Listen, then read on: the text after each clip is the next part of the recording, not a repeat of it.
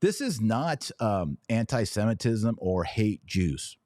If you read Romans 9 through 11, Paul says that he says basically Israel is a vine. Jesus says, I am the vine, you are the branches. So it's consistent with what Jesus teaches. And he says, unfortunately, the people with the DNA of Abraham, right, the genetic descendants, they were unfaithful. They did not accept Messiah. And Paul says those branches were broken off.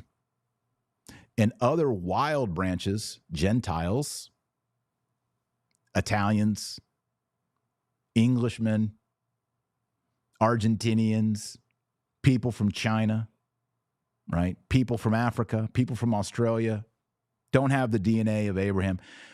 They were grafted into the vine. And so Paul says, don't boast or brag. Don't look at the branches that were broken off. Those who were perfidious. Those who said, I don't believe in Jesus. I reject Jesus Christ, like Ben Shapiro. Don't point at them and say, ha, ha, idiot, I'm in the vine, you're not. Paul says, don't you do that.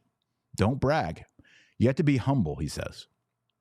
And I think that's the right point of view. You have to be humble. If you're in Jesus Christ, be humble and be grateful. It was by grace, not because you were smart, not because you were virtuous, not because you were good, but because of the grace of God. And we should pray. It is fitting that the relatives and the people of Jesus and Mary and Joseph be brought back in and fitted into the vine, which is Jesus Christ. So we should pray for their conversion. As St. Pius X says, we can't support your nation state, but we will have our priests, we will baptize you, we will preach the gospel to you, because God's plan for you is to have the faith of Abraham, the actions, the works of Abraham, the love of Abraham. And Jesus says, Abraham saw my day and rejoiced. All right. And Jesus says, in the kingdom of heaven, you'll be sitting with Abraham, Isaac, and Jacob, because they looked forward to me. We look back to Jesus. They looked forward to Jesus. So I think we should be humble. I don't think this at all warrants anyone to say, oh, you talked about dispensationalism. You hate the Jewish people. I know people are going to try that. It's just rhetorically exhausting.